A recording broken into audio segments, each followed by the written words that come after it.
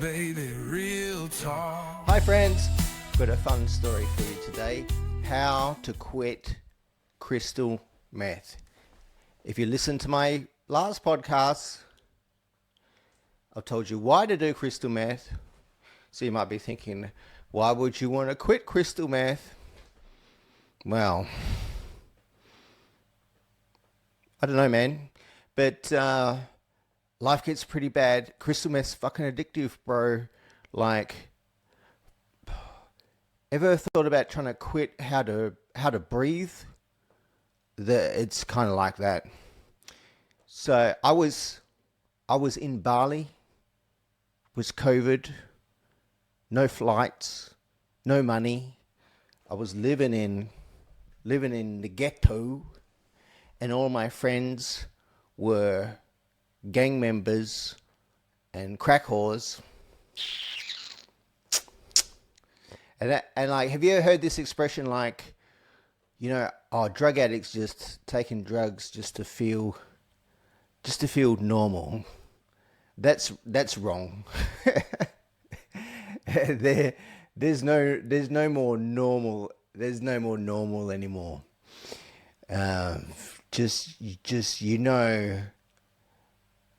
It's hard either way. When you take your drugs, you still get, you still feel, you feel good for a bit. You still feel okay for a bit, but you just want to change. You just want to change something. You still, like, you started taking drugs because you wanted to change, and it got better for a bit. But now, it gets better. It's like it still gets better for a bit, but the good gets bad, and the bad gets really bad, man. So I was living in the ghetto, and because of drugs, like, I had no friends. Like, none of my friends wanted to talk to me. I was in Bali anyway, but none of my friends from Australia would talk to me. That's not true. One did. Like, he deserves a special mention, and that guy saved my life. I don't want to talk about him right now, because just in case he doesn't want to talk to me, but I have one friend left in Australia. No, actually, like 3 friends left in Australia that literally saved my life, sending me money when I was a drug addict, and no one else would. So I want to give them a special mention. I'm not going to say their names right now in case they don't want me to, because God bless those 3 friends of mine. If you watch this, then you know who you are. But anyway, apart from those 3 legends, no one else wants to talk to you because you're a drug addict. You ever met a drug addict, or called someone a crackhead, or made fun of someone for being a drug addict, then no, not judging you, but then you know what I'm talking about. I was that drug addict guy that you didn't want to be friends with. And that hurts, man. So when I had no money, no one wants to give you money. Till I tell you what, no one wanted to give you money, even when you trapped in a third world country and you don't have any money and you can't eat or pay your rent. Fuck, that sucks, man. And you know that, like, if I quit drugs, maybe it'll get easier. That's not even true, because you're taking the drugs, like, I know some people that are homeless, they say, I gotta take drugs, man. And, like, don't you think that sounds crazy? That, like that's not true. The experience is like, you gotta take drugs, man, just to get through the experience of that. Anyway, so it's like, I know this wasn't the first time I tried to quit drugs. It's like, I got to change something, man. I'm gonna die. This is in Bali. I'm gonna die here during COVID. When I get a funeral, my body will end up in some, drainage channel. They'll never find it. Either that, or I'll have to run off to the jungle to get lost. I did overstay my visa. God bless one of these heroes I was talking about, sent me money when no one else would to pay my visa. I was like messaging friends saying, like, I owe the Indonesian government $1,000 now for my visa. They're going to put me in jail. Can you help me? No, Ryan, you're a drug addict. But one person did help me. So I didn't end up going back to jail. But this is a story of how to quit meth, guys. So I had no money, but I thought, like, I just got to quit drugs. So I'm living in this crack house, right? It's more of a crack apartment. All my neighbours, Timorese gang members, and Sumatran crack whores. So I thought, first thing, I got to get out of here, man. You might hear this, like, or if you're someone who's been a drug addict before, like, the hardest thing about drugs is, about quitting drugs is, like, you're hanging out with other people that use drugs or basically a bad influence on you. And it's so hard to get out while you're living in that environment. So I knew I got to escape that. So I moved to a different place. It still wasn't very easy because basically in that area of Bali I'm staying in, like, it's the ghetto, it's a local area of Bali, but I tell you what, it's the locals, crack whores and drunks and gang members that fill it up. So I'm still around people like that, but I'm basically away from my friends in the streets that I've been living in for the last 2 years. So I moved into another shitty apartment. But it's hard, man. Like, it's a slog. Every second of it is a slog. When you've been smoking crack every day, you've been high on drugs literally almost every second for like the last 3 or 4 years. Every second is a painful experience. And I got so lonely, man. And so I thought, wow, I'll get myself a crack whore girlfriend. If you want to see my fine print on why it's okay for me to say crack whore, go back a couple of episodes. They're literally crack whores, man. So I thought, fuck, I'll make this crack whore neighbor of mine, she can come and be my girlfriend. And this will make it easier for me to quit drugs. Not the dumbest idea, because I tell you, like, it's fucking hard. Maybe they got me through a few moments. But anyway, she would not stop telling me, one, that she want to get back on the crack. And I had to keep saying no, and I never gave up. I said no. By the way, hey, you guys know there's a hit song out now that is really hard for me to hear from, who's that guy with the red hair? Ed Sheeran. It's called Aziza. So my crackle girlfriend, her name was Aziza. So whenever I hear that song now, it makes me think of her. Hey Ryan, let's go beli shabu. That's Indonesian for buy crystal meth. Beli shabu. We gotta beli shabu. Ryan, fuck no. We quit. Look at me. I'm doing the right thing now. I'm quitting drugs. She would not quit, man. That chick was dumb as fuck. She's from this tiny base. She basically was from the jungle. That made it hard. And you know what else made it hard? Her always trying to fuck my friends. Like, this chick had no morals. Growing up in the jungle with her mum was a prostitute. She had no fucking idea. I think she never seen like Little Mermaid or like Sleeping Beauty or any of those movies where it's like, you know, and you want your boyfriend to be Prince Charming, like handsome and honorable and like loyal and have integrity and stuff like that. And then isn't that the man of your dreams? And you like this beautiful princess. God, I'd be in bed with her. She'd be like this. Well, Aziza, what are you doing? Oh, I just texting to Bill, Bob, Steve. Tell them, oh, come over. Fuck me. Fuck me. But that was serious. I could joke about it now, but that seriously, that hurt me in the heart to have to deal with that. What I put up with it, I don't know, because I'm trying to quit, save my own life. So, so I'll tell you, instead of getting rid of that girlfriend, I'll tell you, here was my idea.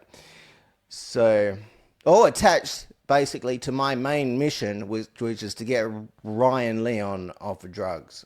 Okay, so I got to get off drugs. I got to keep this girlfriend because otherwise I'm not gonna have. She was my sexy teddy bear to cuddle, on those lonely nights where I'm like, quitting drugs is like trying to quit breathing air.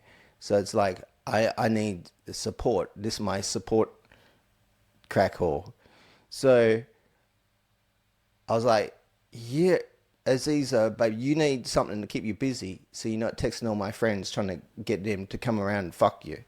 So, what can I do? It's COVID. I'm in a third world country. I gotta keep this jungle crack whore bitch busy. I know. I'm gonna start a business, and that business gonna be selling rice. That's right. I'm gonna sell rice to Indonesian people during COVID. Now, I am not a moron. Like, I've been smoking crack for 4 years. No matter what anyone tells you, there's not for a second that I actually was dumb enough to think that might be actually a good idea. My main objective was to keep this chick busy.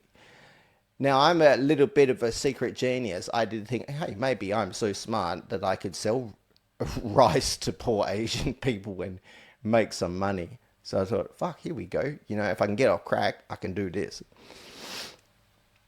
So, this, by the way, that was around that time. Lucky for me, some people won't remember this, but the Australian government said, hey, you guys can have $10,000 of your own super money. Cha-ching, cha-ching, cha-ching.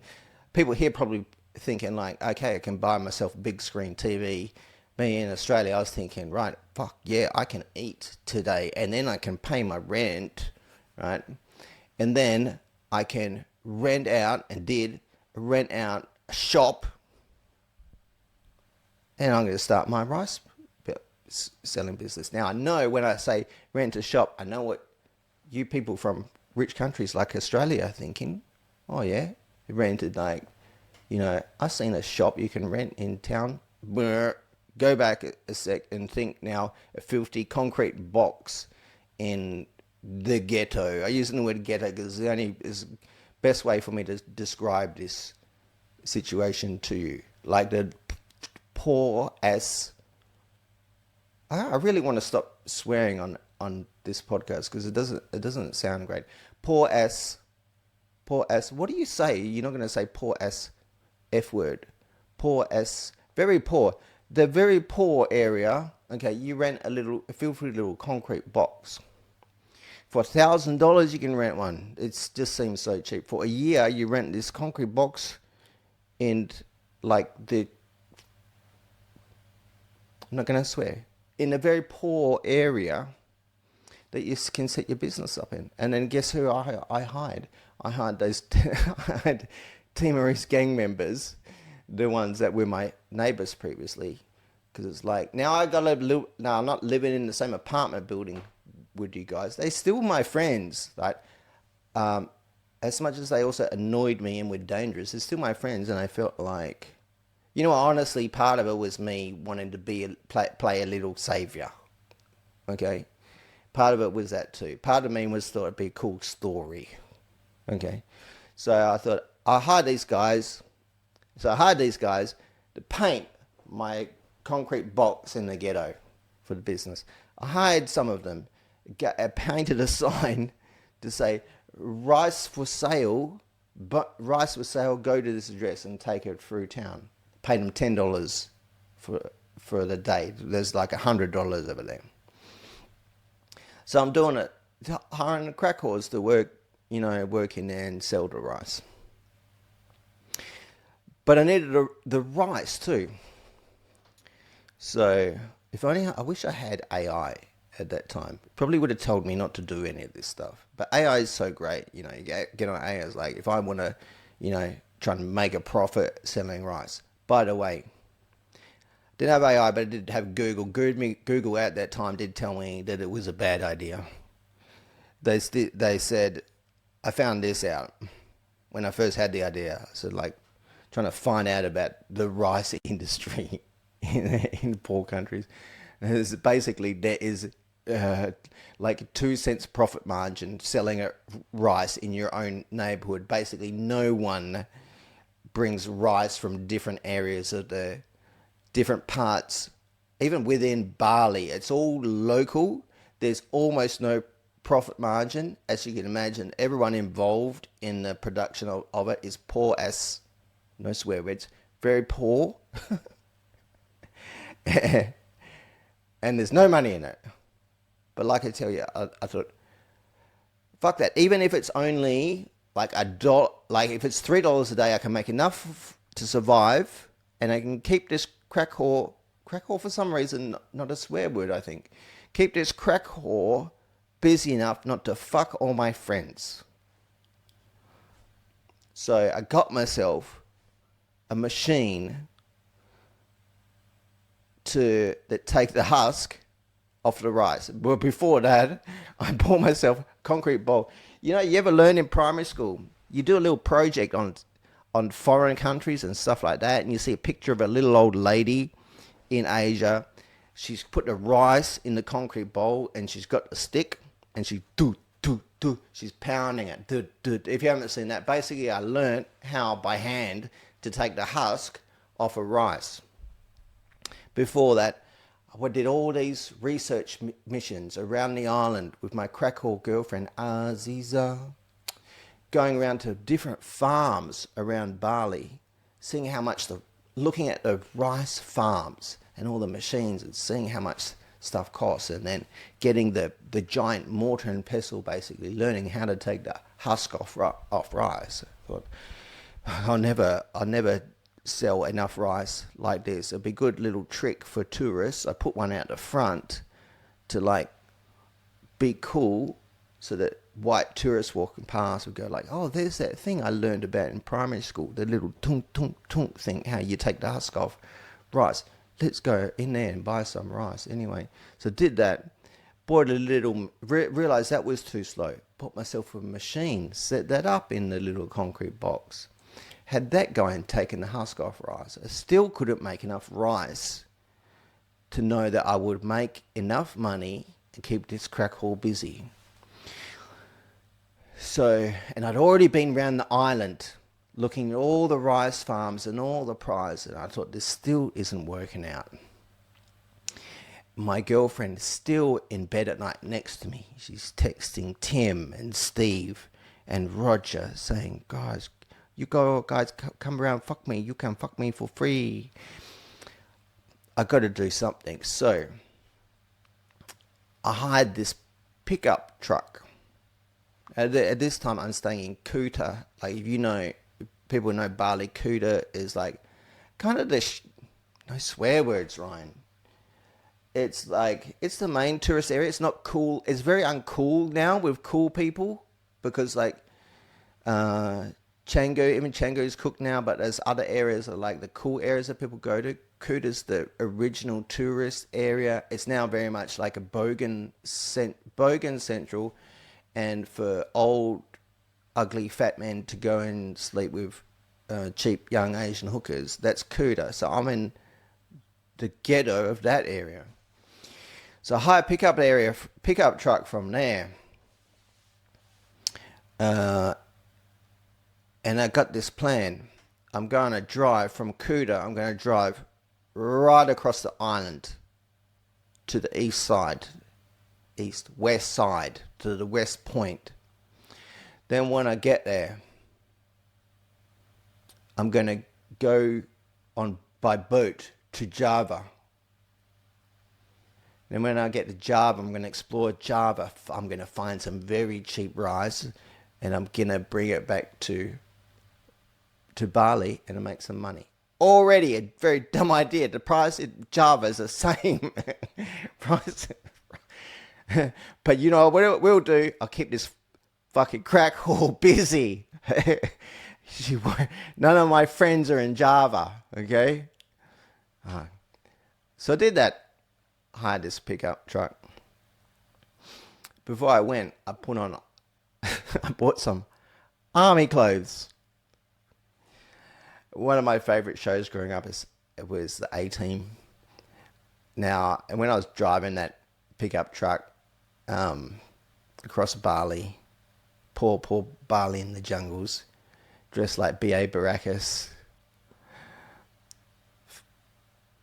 Fuck, that's a good memory, you guys. That is actually legit. That's a good memory. If only if I didn't have that chick next to me on her phone telling you she's gonna fuck Roger and Robert and basically everyone. Like, you could not stop this getting her out of that town of Kuta did not stop her from wanting to fuck everyone or just still keep telling me about it. But I put on those army clothes. It's not actually a dumb thing. Like in Indonesia and other Southeast Asian countries like that, people, most of them poor and not that well educated, but they got a big respect for the army, because the army is basically the biggest gang.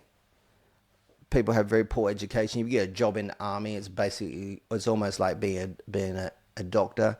And they got all the power. People brag over, if they got any kind of relative in the army, they will brag. Why does that, then why should I dress up like I'm in the army? Because I'm going to, Bali's pretty safe, but there's some areas that are dangerous. Java is dangerous as fuck, especially if you're a white foreigner. But you dress like you're in the army, people there, like I said, this is not racist. This is a comment about the socioeconomic status. But poor people, they're dumb as fuck. They're lucky if they got a second-rate education, but they respect the shit out of the army. And if they see a white guy dressed like he's in the army, they will think twice about kidnapping you. They will think that maybe this guy is in a real army from Australia or America. They will have no fucking idea, and they might not kidnap you. Okay, so it's actually a pretty sensible thing to do, as well as feeling like I'm B.A. Baracus in the A-Team. If you don't know who the A-Team is, Google it. So I'm driving across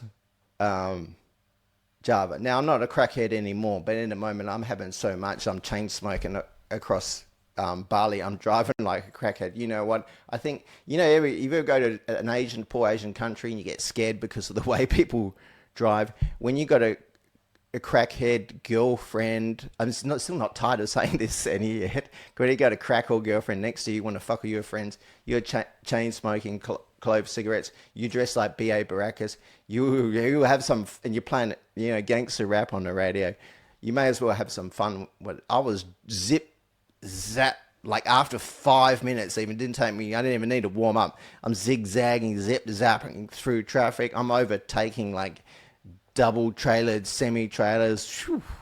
That was fun, man, and dangerous as fuck. So I'm zooming across Bali, and then we get to the port on that side.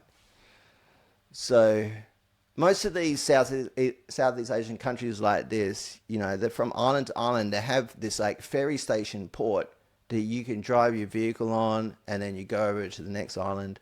It's COVID too. So, like, I'm having to do COVID tests, and I get stopped by the army. Now, getting stopped by the army is almost as dangerous as getting stopped by a gang.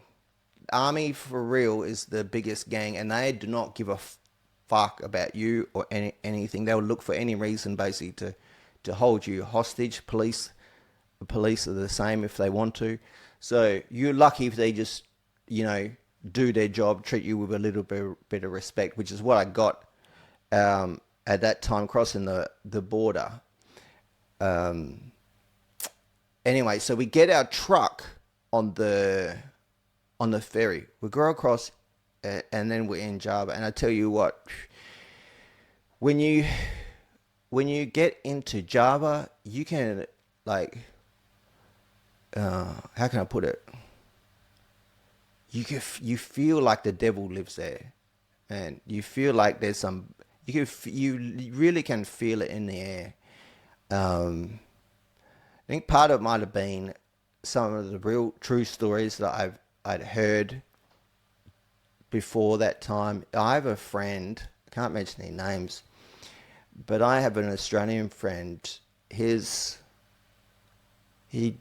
just happened to be a drug dealer too, and when he was in Indonesia, so his son got kidnapped actually by a Javanese gang, taken over to Java, held hostage until they were able to release him. So stuff like that really happens in Java. And you can feel it in the air, man. It's a dark place. A lot of beautiful people there too. But it's a wild country, and the devil has room to play over there. So in addition to Aziza, I'm on edge the whole time. But I'm on this mission to save me. So we're driving into the island. We're exploring different rice places, and eventually I find this place. It's right. Okay, this is the cheapest rice we've found so far, and it was a little bit cheaper than Bali, but I already calculated. By the way, I'm going to buy 1 ton. By the time I get it back, I've made no money because I've hired this truck, paid for the petrol, paid for the cigarettes I've smoked. I'm going to make no money, but I've kept us busy for a few days. So I find this rice, and by the way, this mission was one of the most. I've done some dangerous things, but this is one of the most dangerous things I've done in my life, and mainly because of this reason. I'm about to spend the last $1,000 I have in the world, and more importantly, $1,000 that I have access to while on this island. So if anything happens to me, my last dollar and I can't get back across the border, that's it. I'm finished. I will die there.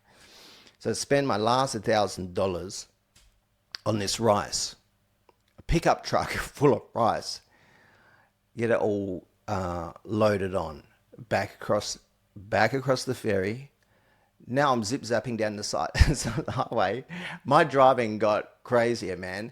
And I've now got a ton of this Javanese rice on the back. Zip, zapping through. Anyway, so I finally make it back alive. Boy, that was a fun trip. And then I've got to sell this rice. I already know, I'm going to make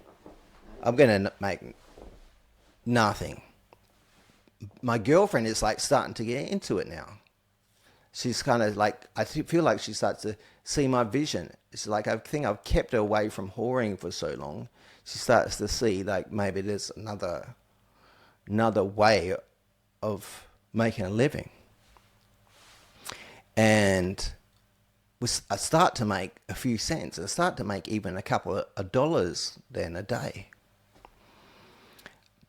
But I'm in that same ghetto where I'd started, and I'm not able to stop my old drug dealer from hanging around. My old drug dealer's a Balinese, and he's in love with Aziza too, right? In fact, they were together for a little bit. I took her from him. I'm lucky the guy just didn't just kill me, because he is straight up, one, he's a killer, and two, in the pocket with the cops. He had already before had locals and foreigners put into jail by setting them up. He comes round to my place. I'm like, dude, I'm not gonna say his name just in case I ever go back to Bali. dude, I just come around for a chat. I'm like, fuck, I'm just being polite. I don't want to hang out with the guy. I don't want to be friends with him. I'm not going there to buy drugs from him anymore. But sometimes I'm too nice. But while he's at my place, he gets a moment to get Aziza aside. Now, this is no nice guy, right? He is straight up a snake. I know he's like, he's like, I know afterwards from what happened, what he would have been done is saying, hey, let's go Billy Shabu. Hey, Aziza, you got to come with me. Not Billy, but I give you a Shabu. Come on, let's go. Because he just wanted to get her away from me. But what else he probably was saying is like, oh, because Indonesian chicks get jealous so easy. It's like, oh, Ryan's been fucking these chicks and these chicks. Anyway, because one minute I come home, one minute I go out, next minute I come home, and I find my girlfriend Aziza, big shocked look on her face as I come home because she's standing in the doorway. She's holding my safe with bits of broken timber and bricks and plaster of the wall where she's ripped this, no swear words, safe. She's ripped my safe. Literally, she's ripped it out of the wall, bolted to the wall for exactly this reason. Didn't stop her from just ripping the thing. I swear, ripping the thing out. Caught her red-handed, so I said to her, had all of my money left in it, my passport, credit card and everything. I said, babe, I think it's over. So I split up with her. And that was really hard. And I tried to stay strong and just think about work. But that broke me. And I believe Shabu too. And then I bought drugs again because I couldn't deal with the heartbreak of her leaving me. She left me. But if only she just left me alone, maybe I would have been okay. But she left me and then texted and called. Say, Ryan, I fucking your drug dealer, and I fucking Tim and Roger and Robert and Tony and everyone in the street, and if there's anyone else in the street, I fucking them too. Text me, she called, then she fuck them and said, hey Ryan, I fucking Tim and Robert and doing them both, and now here's Roger too. I fucking all of them. This is not a joke, by the way. She literally did it. That was fucking hard to deal with, man. I believe Shabu. So then I did drugs again. But the drugs didn't make the heartbreak easy. Let me tell you something about when you do meth. It makes feeling stronger. Like it makes, in a way, it's hard to explain because, you feel the pain and you buy the drugs, but then you feel the pain stronger, but in this kind of bittersweet way that makes you do crazy things, like hunt down your ex-girlfriend till you find a room that she'd been fucking Tim and Roger and Robert and the whole street in, and she there with her gay pimp, and then you beat him up, steal his smokes, kick him out, and then she's there. This for real, bro. Like, I found her in that fucking filthy apartment. She's pointing and laughing to where all these, there was Tim and Robert and Roger have all spunked on the wall. She's telling me how she sucked them all off. And that really hurt, you guys. And yeah, I just couldn't deal with it. I think I couldn't deal with the shame of like my ex-girlfriend who was like, I was supposed to be saving myself, and I felt like, this is not a good thing. You don't want to save a chick. But I felt because everyone knew us. Everyone in that, we were, don't you think like the white crack whore in COVID stood out like fuck in that neighborhood? I was a celebrity, but not in a good way. I was the famous white crackhead of Kuta. And everyone knew me and knew her, and it was very shameful. And everyone knows when your crack whore girlfriend has gone out and she fucking after the neighborhood because they fucked her, they know. God, I promised myself I wouldn't swear. I'm sorry, you guys.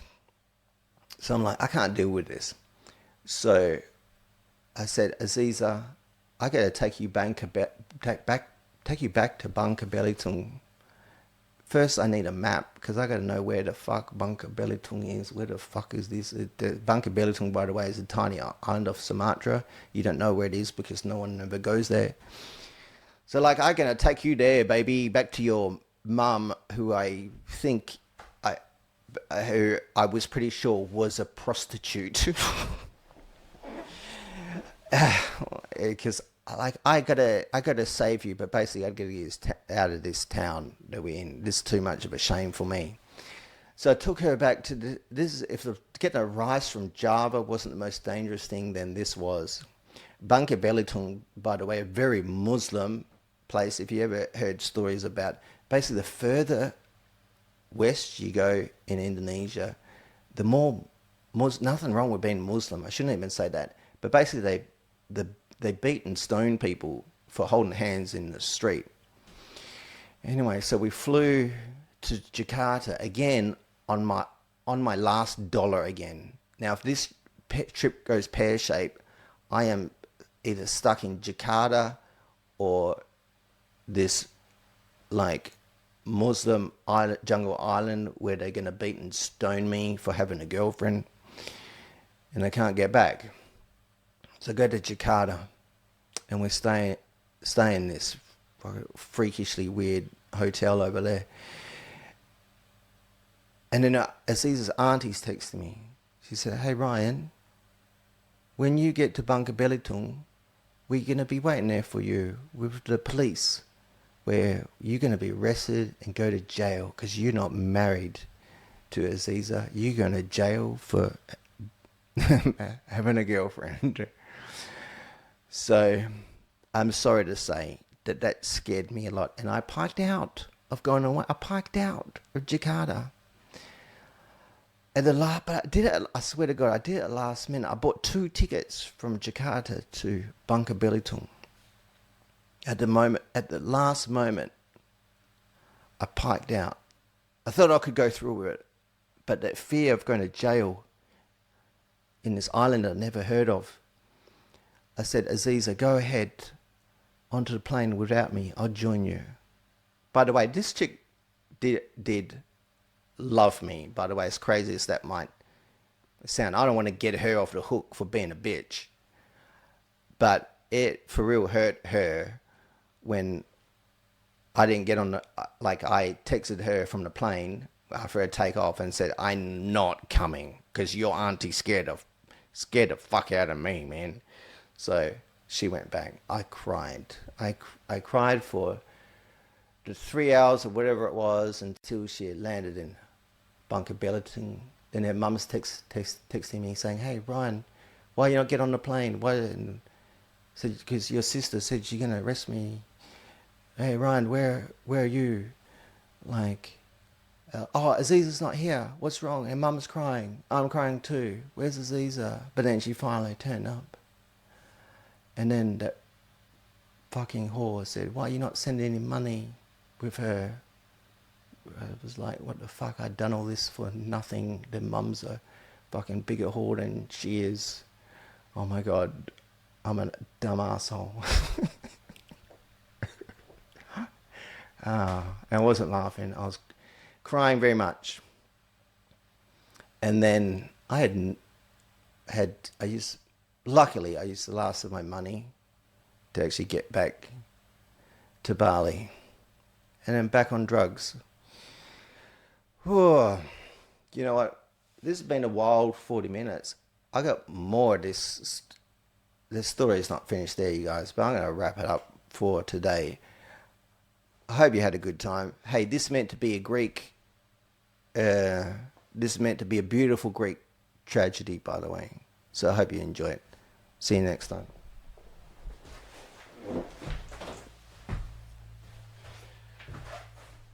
That was Real Talk.